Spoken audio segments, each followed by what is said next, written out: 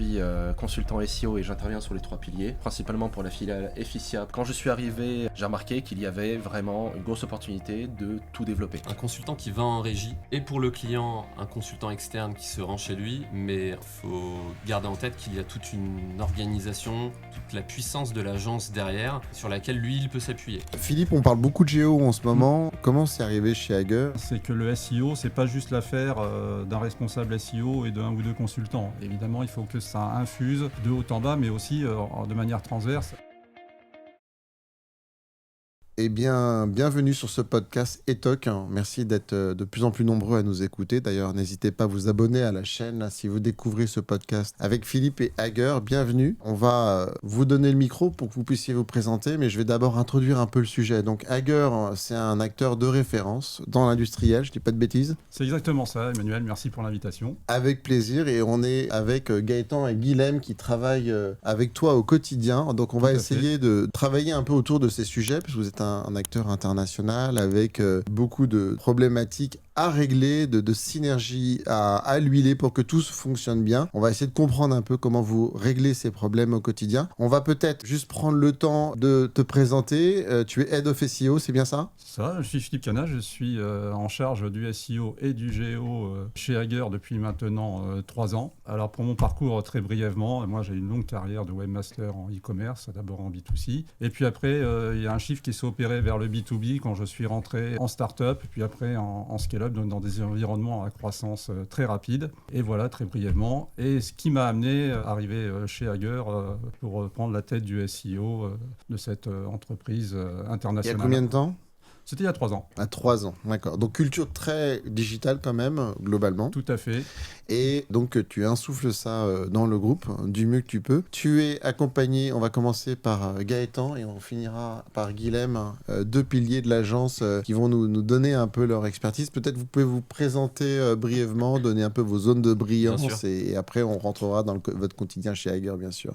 Gaëtan ? Donc de mon côté, chez Uplix, j'opère en tant que Content et Netlinking Lead. Donc moi j'ai rejoint Hager en août 2023 déjà, donc c'est une très belle collaboration qui ne cesse de durer et qui nous apporte beaucoup de confiance pour l'avenir. Moi j'accompagne donc Hager aujourd'hui sur des périmètres assez variés, essentiellement de l'éditorial, du netlinking aussi, du GEO encore plus ces derniers mois. Et donc c'est passionnant de travailler sur des problématiques qui sont très variées puisque ça touche à des domaines qui sont liés à l'innovation, comme par exemple tout ce qui va être bornes de recharge pour les voitures électriques, les bâtiments intelligents également, et plus généralement donc tout l'écosystème du câblage électrique à l'international. C'est des choses où tu es déjà expert avant même d'être sur le compte ou pas ? Tu connaissais ces thématiques ? Pas vraiment, mais justement, c'est aussi la régie qui me permet d'aller dans ce sens. On va en parler sur la régie. Guilhem, à toi de te présenter. Ça fait combien de temps que tu bosses sur Hager ? Est-ce que c'est des thématiques que tu connaissais ? Quelles sont tes zones de brillance ? Alors, j'ai rejoint Hager il y a 1 an, en régie principalement. Donc, je suis consultant SEO et j'interviens sur les 3 piliers, la sémantique, la technique, le netlinking. Et j'opère principalement pour la filiale Efficia pour un accompagnement total sur les 3 piliers. J'ai aussi une intervention sur plusieurs points, notamment en relation avec le GEO, l'optimisation, le référencement via l'LLM pour Hager. Et également aussi, je commence à développer plusieurs projets pour des filiales appartenant au groupe, toujours axés sur le SEO et le GEO également. Ok, donc maintenant ce que je vous propose, c'est qu'on creuse un petit peu de quoi on parle, votre environnement. Alors Philippe, est-ce que tu peux nous remettre un peu Hager dans son contexte, la taille, le nombre de pays, le nombre de collaborateurs, le chiffre d'affaires, ce qui va nous montrer probablement par définition toutes les frictions et vos enjeux du quotidien. Alors, Hager, à la base, c'est une société franco-allemande qui avait été fondée il y a 70 ans dans la Sarre, à l'époque où la Sarre était sous juridiction française après la guerre. Maintenant, c'est un groupe international avec les solutions sont vendues dans 100 pays. Le chiffre d'affaires est autour de 3 milliards d'euros. D'accord. Et il y a environ 13 000 collaborateurs dans le monde, dont 2600 en France. Beaucoup d'enjeux, notamment humains. Je pense qu'on va y revenir pour insuffler notamment une portée digitale dans tout ça. Digitalement, c'est combien de sites internet, combien de langues en tout Parce qu'il peut y avoir des pays avec plusieurs langues. Tout à fait. On a plus d'une vingtaine de langues et en tout, il y a environ un peu plus de 40 sites dont nous avons la charge en termes de monitoring et d'accompagnement SEO et GEO. Donc là, en SEO, on se régale. Beaucoup d'enjeux et des choses intéressantes à aller chercher. On va parler un peu résultats. On va essayer de comprendre un peu comment vous faites tout ça au quotidien. Guilhem, toi, tu bosses pour Efficia, c'est ça? Ça va être intéressant que tu nous dises un peu qu'est-ce que tu peux donner à nos auditeurs comme quand tu es arrivé sur le poste, est-ce que tu l'as pris? Je pense que c'est des problématiques qui sont, en tout cas des mots-clés, des thématiques qui sont forcément plus B2B, hein, je dis pas d'erreur, qui sont des choses qu'on n'appréhende pas tous les jours dans sa cuisine. Donc il y a une hauteur de la marche qui est probablement inatteignable. Toi, là, voilà, tu arrives chez Efficia, donne-nous un peu tes premières impressions, qu'est-ce que tu mets en place, qu'est-ce que tu fais pour te mettre le pied à l'étrier? Alors, concernant Efficia, c'est donc une industrie sur l'énergie management. Quand je suis arrivé il y a un an maintenant, en mars 2025, j'ai remarqué qu'il y avait vraiment une grosse opportunité de tout développer. C'est un site quand même qui avait un volume de pages assez peu élevé. Et donc là, on a eu une opportunité de développer beaucoup de sujets pour répondre à des problématiques pour des potentiels prospects. La première chose que j'ai faite, que j'ai attaqué, déjà, bon alors, on a le déroulé traditionnel où on fait un audit sémantique pour pouvoir comprendre quels sont les différents univers et qu'est-ce qu'on peut développer et créer comme page et contenu, mais également surtout en interne, parce que le fait de faire un audit, c'est pas suffisant. Il y a aussi toute la réalisation et la publication sur le site, et c'est là où l'accompagnement est crucial, où on fait de la formation, on fait de l'évangélisation, et ça permet justement aux équipes en interne, avec qui on les suit de près, d'où l'intérêt de faire de la régie, qu'ils puissent se former et en mettre en place toutes les recommandations qu'on préconise pour, bien évidemment, se référencer et occuper les top positions sur Google. Donc moi, de mon côté, j'ai aidé à former, je continue à le faire très souvent. Pour moi, c'est l'élément le plus crucial de succès et de performance, que les personnes soient sensibles et comprennent pourquoi est-ce qu'on avance avec certains types de recommandations. Ok, ça c'est super, garde-le parce qu'on va le développer probablement. Gaëtan, toi pareil, un peu même question. T'arrives là-dedans, tu te dis waouh, c'est pas des choses que je connais, des produits du quotidien. En tout cas, je trouve pas ça dans mon Monoprix en bas de chez moi, donc comment ça se fait? Et donc, moi j'ai envie que tu nous dises comment t'as appréhendé aussi la chose, comment t'es rentré dans ces sujets-là. Est-ce que t'as été obligé de te former un peu? Alors effectivement, c'est une excellente question et je pense même qu'il y a plusieurs questions à l'intérieur de celle-ci. La première chose, c'est que donc moi je suis arrivé chez Hager, comme je le disais en préambule, environ 2 années avant que Guilhem nous rejoigne. Et c'est vrai que moi je suis arrivé donc sur un secteur qui m'était très étranger, puisque j'ai certaines spécialités en termes de connaissances de secteur jusqu'à présent, en ayant travaillé sur d'autres typologies de marques. Maintenant, Hager, effectivement, et c'est aussi pour ça que je remercie Philippe, l'intégration, la mise à disposition des équipes pour mieux comprendre tous les secteurs, tous les départements, moi ça m'a grandement aidé justement à mieux comprendre, à mieux appréhender le milieu que je rejoignais. Donc ça c'est concernant Hager. Maintenant, en parallèle aussi, on a, au fil de la collaboration, ressenti un certain besoin d'accompagnement SEO avec la filiale Efficia qui venait d'être absorbée par Hager, dans une logique justement de perfectionner la qualité d'accompagnement qu'on peut offrir à nos clients, puisque je pense aussi que c'est l'ADN Uplix. On a pensé en interne, on en avait d'ailleurs discuté ensemble Emmanuel à l'époque, de faire intervenir un consultant en plus pour justement avoir 2 interlocuteurs dédiés, puisque certes, les portes d'entrée peuvent être complémentaires, mais on est quand même sur 2 marques différentes, donc c'est plus intéressant à nos yeux de faire bénéficier Efficia d'un consultant 100% dédié sur cette typologie de thématiques et de mots-clés à adresser. Et bien sûr, moi je reste en soutien de Guilhem et on continue de travailler en équipe sur tous ces chantiers qui effectivement laissent énormément de potentiel et de vision stratégique à porter. Donc ça, c'est hyper intéressant. Philippe, j'aurais qu'on s'arrête 2 minutes sur la notion de régie parce que c'est un petit peu quelque chose de différent. Hager a dit, voilà, moi je veux des consultants, mais je les veux en interne. Et donc, tu as la chance d'avoir des consultants rien que pour toi. La plupart de nos clients nous prennent des prestations et on les opère depuis l'agence. Et donc, un consultant est plus libre à ce moment-là de prendre le début de sa matinée pour telle problématique, pour tel client, et puis l'après-midi, travailler pour un autre client, ce qui va moins être le cas pour Gaëtan et Guilhem. Est-ce que tu peux juste nous éclairer d'abord pourquoi tu as voulu ça, plutôt que d'avoir peut-être moins 2 personnes dans les pattes et plus la notion de distance qui t'aurait permis peut-être d'autres avantages. Et puis après, on va revenir avec vous deux sur ce que ça apporte aussi, sur le contact direct, comme si vous étiez membre des salariés d'Hager. J'aimerais bien qu'on touche ça du doigt, notamment pour éventuellement donner envie aux gens de le faire. Donc, si je reformule brièvement ma question, ce qui n'est pas mon fort, Philippe, pourquoi régie plutôt que prendre une prestation, on va dire, dite classique externe? Déjà, quand je suis arrivé chez Hager, parmi les prestataires qui étaient déjà présents, intégrés à la boîte, référencés, j'avais pas de prestataire qui soit spécialisé SEO sémantique, SEO éditorial, ce qui fait que là, j'avais un vrai besoin. Et après, de par mon expérience précédente, où j'avais, dans la boîte où laquelle je travaillais, j'avais un consultant, mais qui était en digital nomade, et donc qui n'était pas toujours évident à joindre. C'était pas toujours évident d'avoir le suivi et de développer une proximité avec lui et d'avoir une certaine efficacité, voilà, de construire quelque chose. Donc c'est pour ça, quand je suis arrivé chez Hager, et sur une recommandation d'un ami commun, voilà, j'ai fait appel à Uplix, et d'entrée de jeu, voilà, je savais que l'idéal pour moi, ce serait d'avoir un consultant en régie pour commencer.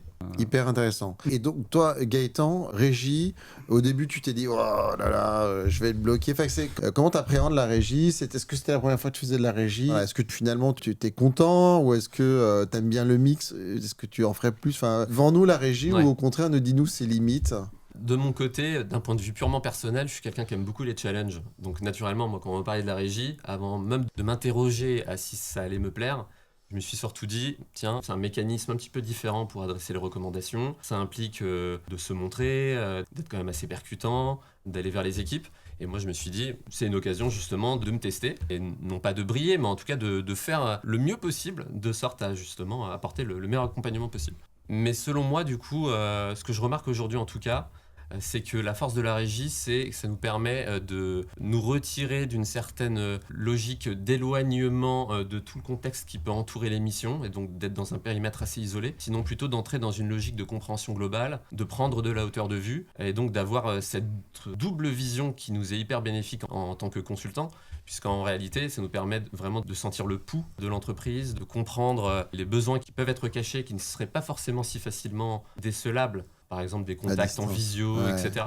Donc en fait, c'est vraiment ce qui nous permet d'aller plus loin. Et par exemple, pour une entreprise comme Hager, où le SEO il doit être porté collectivement, être intégré directement dans les équipes auprès de Philippe au quotidien, en tout cas les jours où j'opère, eh bien moi ça me paraît être un mécanisme qui ne peut que renforcer la qualité d'accompagnement. Ça c'est sûr. Je souhaiterais rebondir là-dessus parce que c'est très important ce que tu mentionnes, notamment cette notion d'immersion dans les équipes. Pour moi, voilà, elle est clé, et effectivement, mon besoin initial était basé là-dessus. J'avais besoin de quelqu'un en régie qui puisse s'immerger, et effectivement, depuis 3 ans, je pense qu'on a pu en mesurer tous les bénéfices. Cette proximité avec les équipes pour échanger plus facilement. Parce que pour moi, on ne peut pas faire de SEO éditorial si on est trop éloigné des sujets que l'on doit traiter. Il faut qu'on ait une certaine proximité, bien sûr sans être un expert de la thématique, un expert technique de la thématique. Il faut qu'à minima on comprenne de quoi on parle. Et on l'a vu quand on a travaillé les audits sémantiques. Des fois, il faut vraiment arriver à vraiment comprendre les choses pour pouvoir bien isoler les termes qui sont pertinents, ceux qui le sont moins. Et les volumes de recherche, des fois, ne suffisent pas toujours à renseigner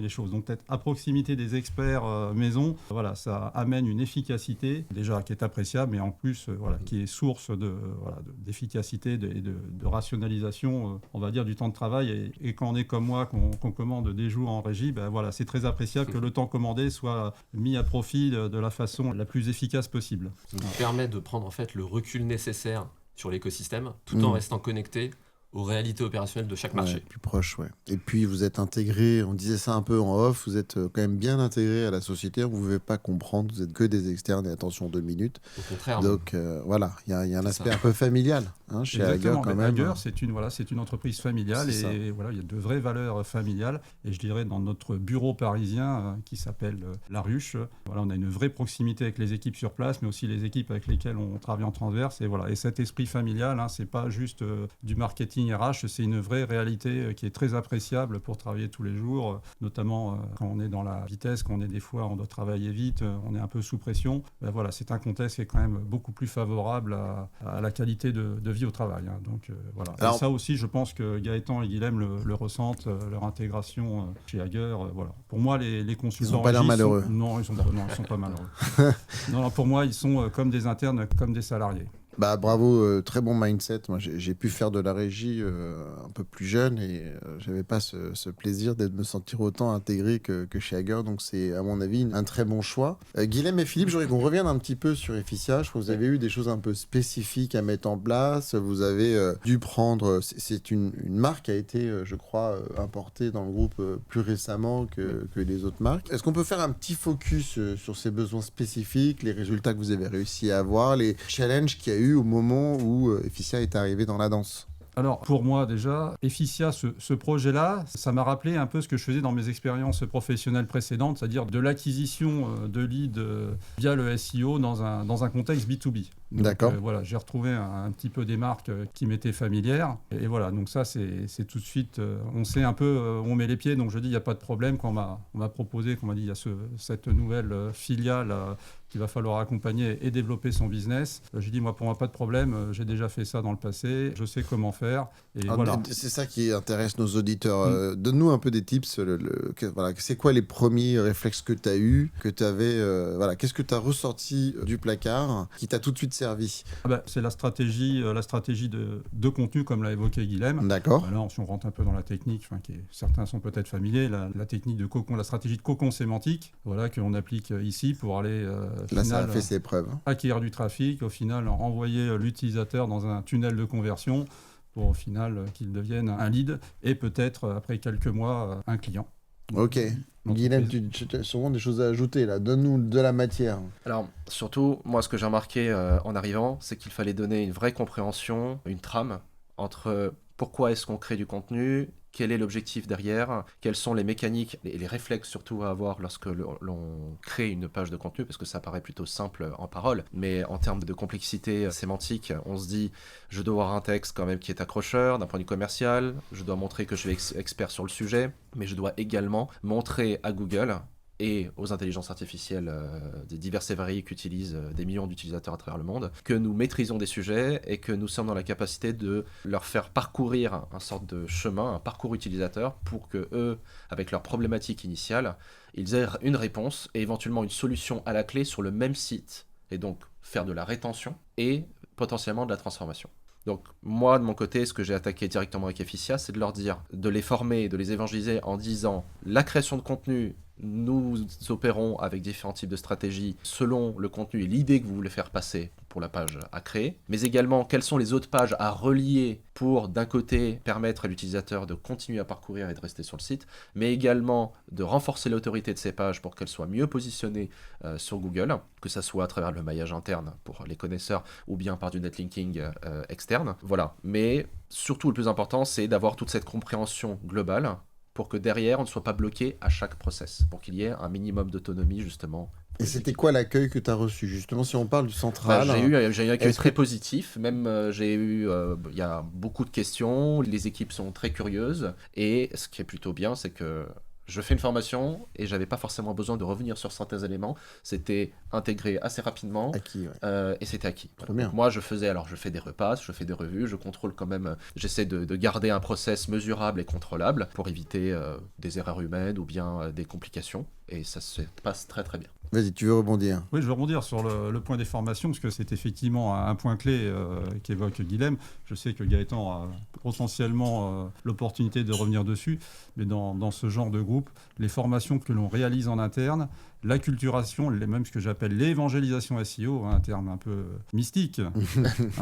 Voilà. Justement, parce que la notion mystique est intéressante, parce que aussi les formations, elles sont là aussi pour démystifier certains mythes SEO et puis remettre du rationnel sur cette discipline qui est parfois mal comprise ou qui est comprise à travers parfois certains clichés qui peuvent être parfois un peu obsolètes. Donc, alors, pour l'instant, vous nous décrivez une situation qui se passe bien, avec des gens qui coopèrent, qui comprennent, qui intègrent, etc. Et toi, Gaëtan, pas forcément celui qui va nous dire que c'est terrible, mais moi je pense fondamentalement que inévitablement, quand on est un central, quand on est multiculturel, avec plusieurs langues, inévitablement, on va se confronter à des gens qui vont aussi ressentir de la frustration ou voir le central comme des gens qui veulent A, B, C, mais pas D, Voilà. Est-ce que vous savez, ou est-ce qu'on se dit, non, mais en fait, ça n'a été qu'un parterre jonché de roses et facile pour tout, ou est-ce que vous avez quand même dû vous confronter, je sais pas, à des gens qui étaient peut-être un peu réfractaires ou qui pensaient pas comme vous? Qu'est-ce que vous avez vécu et comment vous l'avez éventuellement solutionné? Tu as tout à fait raison, Emmanuel, de dire ça, parce que c'est vrai que j'ai décrit une situation qui, moi, à titre personnel, me plaît beaucoup, et Guilhem partage ce point de vue, mais c'est vrai que le central peut être aussi perçu comme une certaine lourdeur administrative, entre guillemets, alors que nous, notre rôle, c'est effectivement de leur faire ressentir que notre posture est avant tout celle d'un facilitateur. Donc on ne doit à aucun moment en fait arriver avec une logique de lead descendant en leur imposant des choses. Nous, notre idée, c'est plutôt de leur faire gagner du temps, de leur faire mieux comprendre quels sont leurs enjeux, aussi à nous de faire les efforts nécessaires pour mieux comprendre quelles sont les spécificités de chaque marché, puisque au final, même s'il y a une certaine logique de standardisation d'un point de vue SEO, les marchés ne doivent être en aucun cas uniformisés, étant donné que chaque marché va avoir bien souvent des problématiques qui sont quand même différentes en fonction justement des terrains sur lesquels on va venir vendre les produits. Tu peux être un peu plus précis sur ça? Qu'est-ce qu'on appellerait une problématique différente? Qu'est-ce qui n'est pas uniforme, de choses où tu dois t'adapter? Déjà, la manière dont on va venir adresser les mots-clés, la typologie aussi des concurrents, leur degré de maturité sur les secteurs, la qualité, la profondeur de l'accompagnement ne va pas nécessairement prendre le même temps en fonction de chaque marché, et également en fonction du degré de maturité des interlocuteurs que vous avez en face. Pas forcément en face, mais en tout cas des interlocuteurs avec qui on travaille main dans la main, on essaie de les faire grandir en termes de compétences. Ah, ça, c'est intéressant parce que déjà, il y a 2 points là-dessus.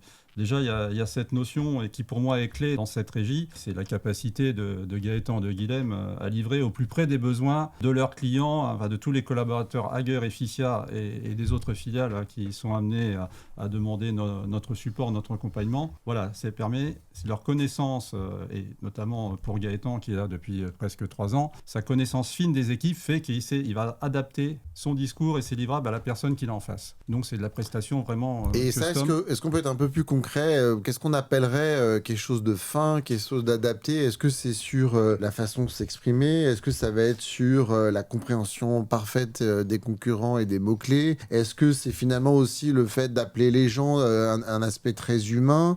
Est-ce que c'est la pédagogie? Comment on fait pour que ça passe, quoi? C'est un peu tout ça à la fois. C'est un peu tout ça à la fois, d'accord. Et notamment, on l'a vu, on sait que nos équipes, parfois, et notamment dans les plus petits marchés, les plus petites équipes, des fois, ils n'ont pas forcément beaucoup de temps, très peu de temps pour travailler à leur SEO, optimiser leur page. Et là, Gaëtan, et je l'ai pas mal poussé là-dessus, et il a parfaitement répondu à ce challenge. Voilà, il va jusqu'à proposer des contenus, des métadescriptions, des métatitles, voire des fois des embryons de pages avec plusieurs variantes, voilà, pour que la personne en face, elle dise « Ah ben tiens, ça c'est intéressant ». Elle n'a pas besoin de réfléchir. Voilà.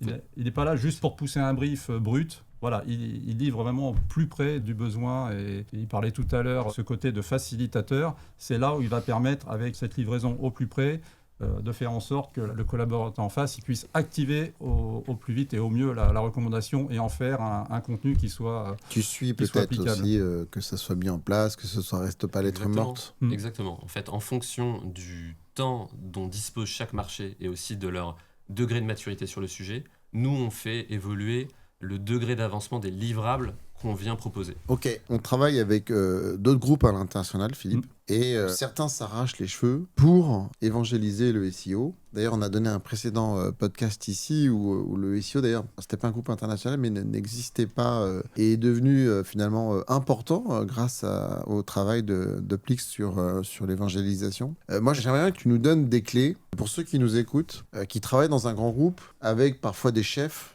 qui savent pas bien ce que c'est encore que le référencement naturel.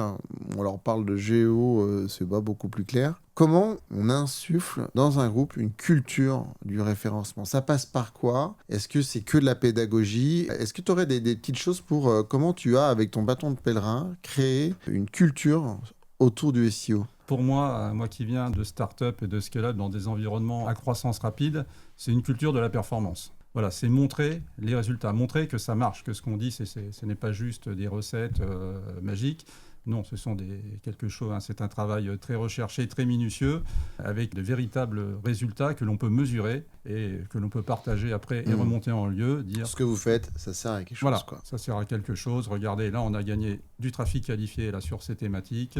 On a des pages qui ont un trafic croissant. On a plus d'utilisateurs qualifiés. Pour Efficia, on sait qu'on a de plus en plus de leads qui viennent de l'organique via le site web. Donc là, tout ça, on sait le mesurer. Évidemment, on en est fiers. On est tous fiers ici. Donc, on se cache pas pour le partager et le remonter. Je pense que c'est clé de partager les réussites. À l'agence, on travaille, on est fait un générateur de bonnes nouvelles qui automatiquement essayait de capter des croissances, des augmentations soit de trafic, soit de mots-clés. En effet, chez des clients, on a vu que ça fonctionnait. Hein. C'est tout simple de dire, regardez, vous avez écrit ça, maintenant on est positionné sur tel et tel mot-clé. Très bien, hyper clair. Je pense que Gaëtan, si tu veux rajouter quelque chose, n'hésite pas. Oui. Hein. Pour compléter ce que dit Philippe, donc effectivement, il y a l'aspect regard sur la performance et l'intérêt de mener à bien les actions.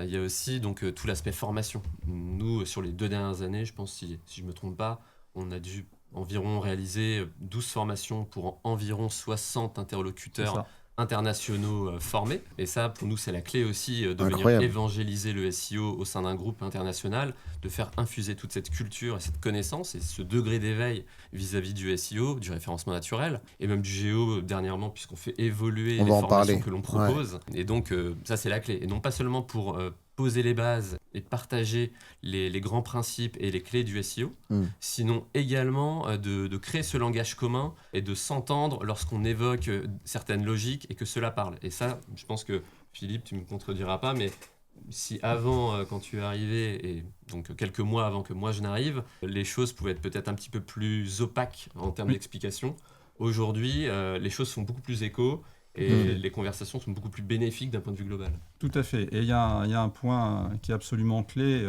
on va dire, dans l'évangélisation SEO au sein d'un grand groupe, un groupe international, c'est que le SEO, c'est pas juste l'affaire d'un responsable SEO et d'un ou deux consultants. Évidemment, il faut que ça infuse de haut en bas, mais aussi de manière transverse, c'est-à-dire qu'aussi que toute la partie dev, la partie technique, parle aussi ce langage et soit consciente de l'impact de la performance, notamment techniquement, des sites web sur les rankings et in fine sur le trafic. Donc voilà, ça c'est un point clé. Et Guilhem, tu vas pas t'en tirer à si bon compte. Nous, on veut savoir aussi pour toi, est-ce que tu as vu des blocages? Est-ce qu'il y a des choses que tu as réussi finalement à apporter et que peut-être des choses un peu spécifiques? Parce que tu gères aussi des clients, non, cette fois-ci pas en régie. Et donc, je veux bien aussi que tu nous fasses toucher du doigt un peu les challenges que tu as pu avoir, les murs que tu as pu te prendre, si tant est que tu en aies pris, mais voilà, et qu'est-ce que tu as fait pour les contourner? Pour répondre à ta question et compléter en même temps ce que disait Philippe, j'ai remarqué concernant Efficia, concrètement, qu'au fil des mois, on est arrivé vraiment à une coordination des opérations pour le SEO. On a créé en fait un alliage entre leurs process internes en marketing ou bien même au niveau du monitoring, de la surveillance technique du site pour ses performances. On a pu vraiment intégrer le SEO comme un maillon de la chaîne naturel, et lorsqu'il fallait tenir un discours ou bien il fallait parler de certains sujets ou problématiques, que ce soit d'un ordre technique, commercial, performance ou encore gestion de la stratégie, les conversations étaient assez fluides. Alors au début ça n'était pas le cas. C'est vrai qu'au début c'était compliqué et il fallait vraiment démarrer par des formations en expliquant que pour ce petit morceau, pour cet aspect-là, il faut se comporter ainsi, il faut intervenir dans un certain sens, et après au fur et à mesure que les équipes ont des compréhensions, même de leur côté, il y avait une communication en interne qui se faisait plus naturelle entre différents corps d'expertise. D'accord. On est arrivé à ça, et c'est ça qui est intéressant dans notre travail, c'est qu'on a pu, en dehors du SEO, on a réussi en quelque sorte à enlever les obstacles de communication dans les équipes en interne qui ne travaillent pas forcément ensemble, ni sur les mêmes points d'expertise. Et c'est ça qui est une grosse victoire, je dirais, là-dessus. Hyper intéressant. Mais pour répondre à ta question, justement, Emmanuel, concernant les problématiques,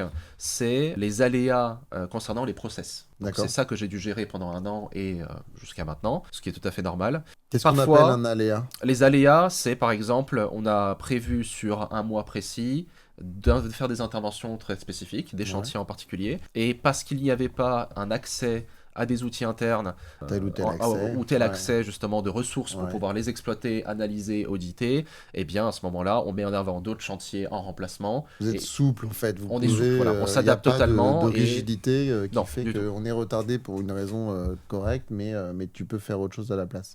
Absolument. Et en fait, en quelque sorte, on fait un glissement entre les différents chantiers.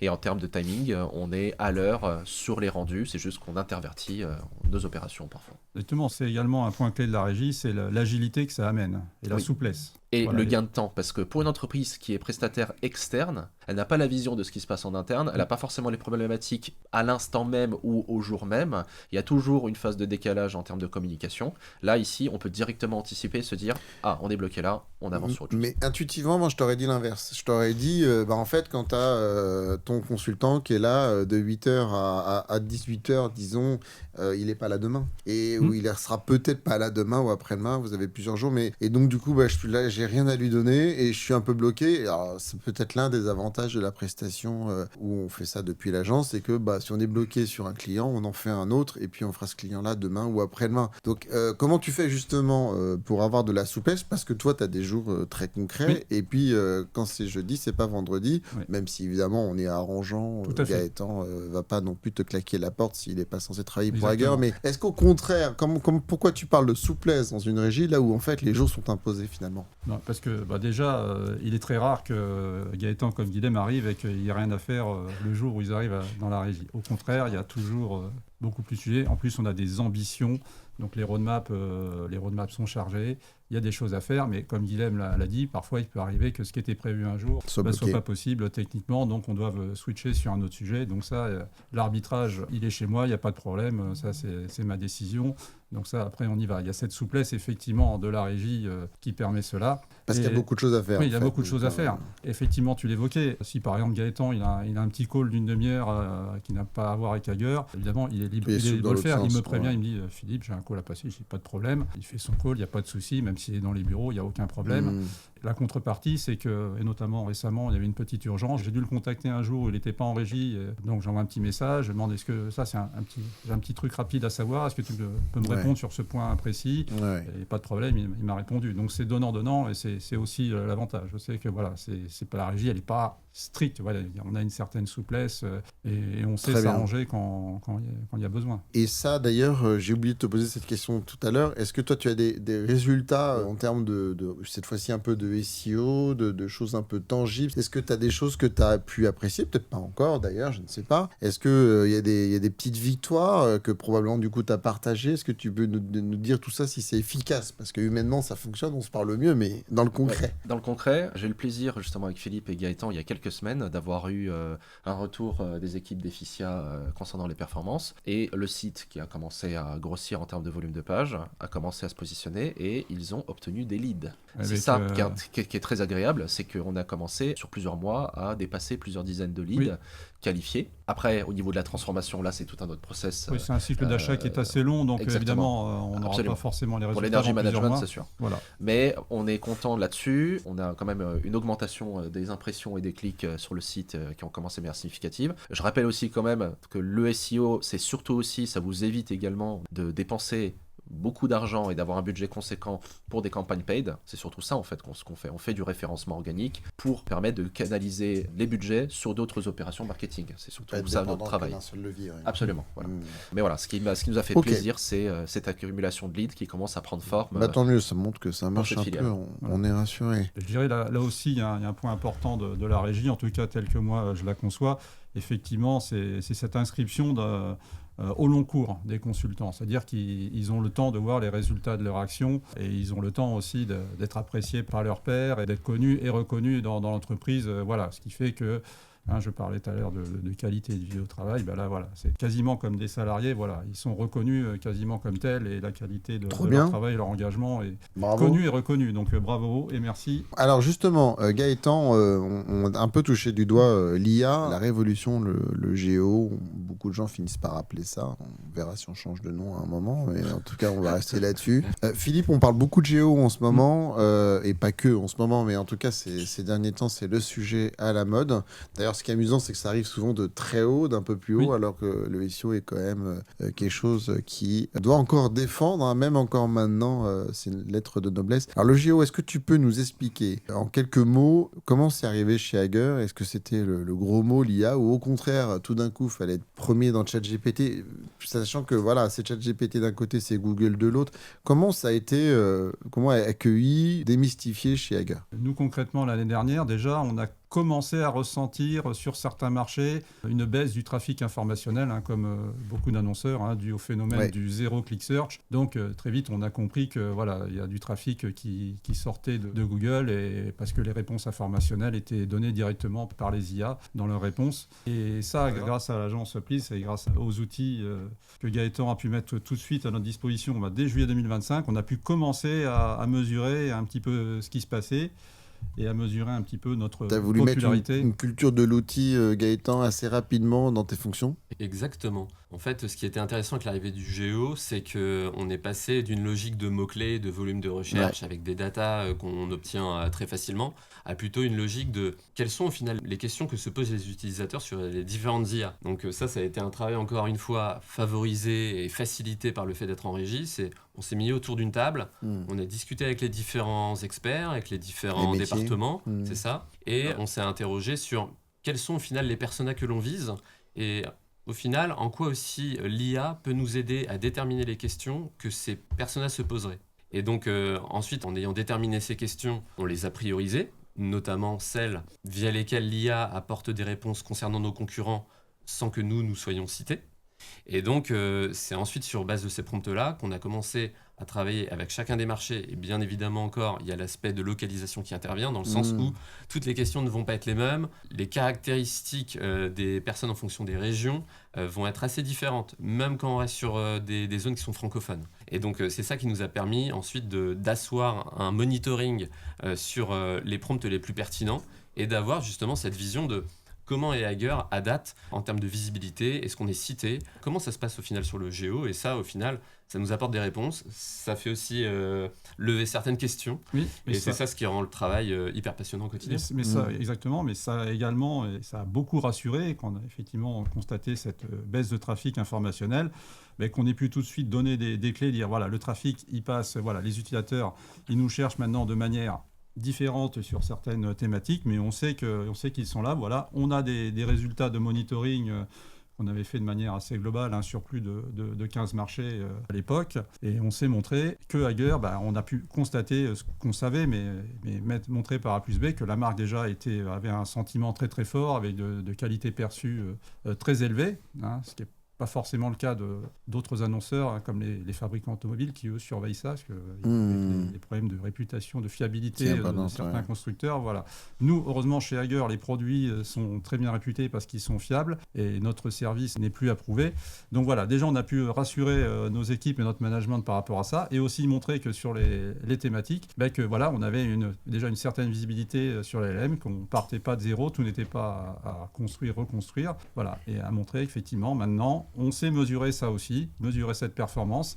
Et avec les outils, on sait aller chercher les gaps et aller maintenant faire des optimisations on-site et off-site pour aller accroître notre popularité sur les LLM, tout en continuant à faire du SEO traditionnel. Mais il est clair qu'il a fallu tout de même, au préalable, avant même de commencer en juillet 2025 à travailler, à proprement parler donc sur le géo, à essayer d'expliquer en quoi l'avènement du géo ne vient pas faire disparaître le SEO. Au contraire, les deux sont totalement liés, sont presque interchangeables, on vient travailler l'un pour favoriser l'autre, et ainsi de suite. Voilà. Et donc toi, Guilhem, sur la sémantique aussi, tu travailles sur des multimarques. Comment tu fais pour que Hager ne vienne pas cannibaliser ou se mettre sur des mots-clés? Je pense que tu as des choix à faire, non, à ce niveau-là? Alors, il faut savoir que les différentes filiales de Hager et le groupe même, ils traitent certaines thématiques communes, mais pas au même niveau de profondeur. D'accord. Donc, moi, de mon côté, en termes de sémantique, lorsqu'il y a des optimisations à faire, il y a des sujets qui sont traités de manière globale pour correspondre à une intention de recherche en particulier, et d'autres sites où ils ont besoin de travailler le sujet de manière très pointue, parce qu'ils ont un produit ou un service à la clé, à la demande des potentielles audiences intéressées. Et comment tu fais les choix? Comment tu arrives? Est-ce qu'il y a des marques qui disent non, mais c'est nous travaille notre page plutôt que celle de l'autre? Est-ce qu'il y a des conflits tout simplement parce qu'il y a des marques qui sont en friction? Parce que deux sites internet, ils ont beau appartenir au même groupe, c'est deux sites internet différents. Est-ce que tu as des challenges de ce type? Alors, ce qui est bien, c'est que déjà, nous avons des business qui sont multilangues. Donc en fait, chaque marché n'a pas forcément les mêmes besoins et on n'a pas besoin d'écraser sous forme de rouleau compresseur, si on peut l'illustrer ainsi, une même stratégie pour tous les marchés. Chaque marché a des besoins distincts parce qu'ils ont des audiences spécifiques et vu la diversité justement des produits qui sont proposés par Hager ainsi que la diversité des, si on prend Efficia par exemple, des parcs immobiliers, je ne suis pas obligé d'universaliser tous mes contenus sémantiques de chaque page au même niveau, ce qui permet en fait d'avoir un équilibre et de se dire que telle page répond à telle intention, à tel type de potentiel prospect. Une autre page, ça va être complètement différent, alors que pourtant, on traite potentiellement des mêmes sujets. Toi, Philippe, ce que vient de dire Guilhem, est-ce que tu es d'accord? Je crois qu'il y a des sujets de marque hors marque, brandé, non brandé. Est-ce que tu peux nous revenir un peu nous en dire plus sur comment tu gères les marchés, peut-être ces conflits sémantiques Déjà, dans les conflits, il y en a très très peu. Parce que comme l'a dit Guilhem, les marchés n'adressent pas des thématiques communes à un même niveau de profondeur. Un exemple concret, un energy management chez Hager, ça va être des produits comme des bornes de recharge, des compteurs d'énergie. Et chez Efficia, ça va être par exemple, on va parler de décrets BACS et de normes. Après, sur l'aspect brandé, non brandé, ça fait écho un peu à ce que je disais tout à l'heure, l'arrivée du GEO notamment. C'est vrai que Hager, historiquement, avait et a toujours un trafic brandé très très fort. Et donc moi, quand je suis arrivé, j'ai travaillé à faire en sorte qu'on travaille plus sur les requêtes et qu'on mette plus en avant les requêtes non brandées. Donc on va dire un travail de SEO sémantique classique. Bon. Après arrive le GEO, donc là effectivement où c'est le branding qui reprend de l'importance. Et là c'était pas un conflit parce que c'était une nécessité opérationnelle qui en plus convergeait avec le GEO et le besoin de renforcer le branding. Et vous suivez des prompts du coup, comme vous suiviez des mots-clés avant? Exactement. D'accord. Est-ce que tu as senti qu'il y avait un engouement peut-être différent ou plus important ou d'un plus grand nombre de personnes pour le GEO, enfin tout ce qui est plus lié au LLM, ou pareil que pour le SEO? Il y a peut-être une curiosité, un effet de mode qui favorise effectivement et cette curiosité amène un peu d'engouement pour cette nouvelle discipline et effectivement favorise le fait qu'on peut travailler là-dessus, on peut s'engager là-dessus, avoir l'ambition et y aller très tôt sans problème. Tu trouves que c'est très différent du SEO? Toi tu dirais SEO, GEO ont des bases très communes ou tu dirais non, ça n'a rien à voir, c'est pas du tout les mêmes logiques? Les bases GEO, on le sait, il y a des fondamentaux SEO dans les deux cas et le GEO vient en top d'ailleurs dans nos supports de formation avec Gaëtan, on aime bien utiliser quelques bons mimes, mais il y a ce mime de l'iceberg avec le SEO sous la surface et le GEO on top. Voilà, donc ça illustre très clairement et très facilement aux personnes qui on échange. Voilà, ça résume un peu la situation du moment. Très clair. On va conclure en parlant un petit peu d'autorité avec vous, Guilhem et Gaëtan, sur la relation presse, sur Wikipédia, sur Reddit. On a parlé de notoriété. Les liens externes fait qu'à un moment, il faut parler de la marque, dire des choses un minimum intéressantes pour et idéalement provoquer un clic vers ailleurs. Alors déjà, Hager, c'est une marque qui a plus de 70 ans et qui a une très très bonne réputation. Donc en termes de popularité au sens SEO, de c'était netlinking, pas un vrai problème peut-être. Oui, non, on part pas de zéro. Au contraire, il y a déjà un profil de lien qui est plutôt très très positif, mais ça veut pas dire que le boulot est fait et qu'on doit s'arrêter là. Au contraire, avec l'arrivée du GEO, on sait que Wikipédia peut-être, Reddit, aussi est un sujet qu'il faut prendre en compte. Et sur ces deux sujets, et notamment grâce à l'action de Guilhem, on a pu commencer à Alors qu'est-ce que vous avez fait? Ça nous intéresse. Là, je pense qu'on peut demander à Guilhem. Ouais, c'est ça, Guilhem est sur le plus intéressant, et notamment, donc là on a la jonction SEO-GEO qui s'enclenche. Wikipédia est un site qui est parcouru par les LLM de manière très fréquente pour leurs sources d'autorité informationnelle. Et donc nous, ce qu'on est en train de faire, on est en train de réaliser en ce moment, c'est qu'on est en train d'optimiser la page Wikipédia du groupe Hager, de sorte à ce que ça réponde à différentes intentions tout en restant dans l'informationnel, sans être ni dans la spéculation, ni dans l'autopromotion, ni compagnie dans du contenu orienté commercialement parlant, parce que bien évidemment, publier, mettre à jour une page Wikipédia, c'est la croix et la bannière. Il y a tout un ensemble de process à faire, c'est long, c'est fastidieux, il y a toute une étude de source à faire, mais ensuite, vous êtes dans la capacité justement, après avoir mis à jour ces informations, que les LLM vous citent de plus souvent sur un certain nombre d'intentions informationnelles, et ce qui permet justement de montrer, d'augmenter votre présence. Voilà. Concernant Reddit, et ça c'est très intéressant, il y a, par le passé, ça a été pour moi un territoire sur lequel je suis intervenu. D'un point de vue, on a un double contexte, on a un contexte social, mais on a un contexte SEO aussi pour faire non seulement de l'occupation de SERP, mais également aussi pouvoir augmenter le nombre de citations sur les LLM. Les LLM sont très friands de plateformes comme Reddit, puisqu'il y a, premièrement, du comparatif en termes d'information, du retour d'expérience d'êtres humains sur des produits et des services. Et lorsque un utilisateur va composer des prompts spécifiques pour qu'il se dise est-ce que je vais partir sur une décision d'acheter un produit ou un service, il veut savoir d'abord est-ce que ça a marché, est-ce que c'est qualitatif, est-ce qu'il y a une bonne réputation de la marque qu'il a créée. Et le fait d'optimiser Reddit avec un mix SEO et social, obligatoirement, on peut justement arriver à augmenter significativement justement sa visibilité par les LLM, mais également aussi les personnes qui continuent à taper des requêtes sur la SERP de Google, qu'on puisse se positionner avec nos pages respectives, mais également avoir des pages Reddit poussées qui ont une forte autorité naturelle à cause du domaine, et de pouvoir justement prendre plusieurs positions dans le top 10. Ok, et Gaëtan, tu veux ajouter quelque chose sur cet aspect un petit peu off-site et géo ? C'est vrai que l'off-site, c'est un petit peu ce qui reste à consolider d'un point de vue pertinence éditoriale et l'impact que ça peut avoir sur les LLM. Maintenant, comme le disait tout à l'heure Philippe, on est sur quand même un site qui est extrêmement puissant, mais quand même, je pense, des ponts encore à créer, et notamment, ça par contre, on y travaille, on profite de l'écosystème intergroupe et des différentes marques, notamment la complémentarité de certains services avec certains produits entre Hager et Efficia. On profite aussi de l'écosystème international avec une pléiade de langues à adresser. Donc au final, le netlinking, c'est tout de même un paramètre qu'on vient infuser dans chacune de nos recommandations, de sorte à faire profiter à la fois les utilisateurs d'un parcours hyper pertinent, puisqu'ils peuvent naviguer d'une marque à l'autre, et également pour servir les IA à terme. J'ai une dernière question à vous poser. Le temps passe très vite et c'est passionnant. Avant de vous remercier, Philippe, j'aimerais que tu nous donnes éventuellement peut-être un conseil. Il doit y avoir des responsables marketing qui nous écoutent et probablement qui peut-être hésitent entre prendre une agence SEO, prendre des gens en régie, faire marcher tout ce petit monde. Est-ce que tu peux peut-être nous resituer un peu qu'est-ce qui a été clé pour toi, qu'est-ce qui a fonctionné, quels sont tes conseils pour que ça marche, pourquoi il faut le faire, voilà, resitue-nous un peu, quelqu'un qui hésiterait à sauter le pas. Alors, avec tous les critères et les bénéfices que j'ai mentionnés, là aussi, ça répond surtout à l'enjeu international, ce qui est le titre et le fil rouge du podcast, c'est l'environnement multilangue, multimarché, multimarque. Ça, voilà. Donc, qui demande une proximité finalement assez importante, presque dans les locaux, dans le quotidien. Et l'immersion, voilà, pour traiter au mieux, comme on l'a vu en détail, les sujets, être au plus près des sujets, pouvoir livrer au plus près des besoins, et voilà, et si possible, le faire au long cours.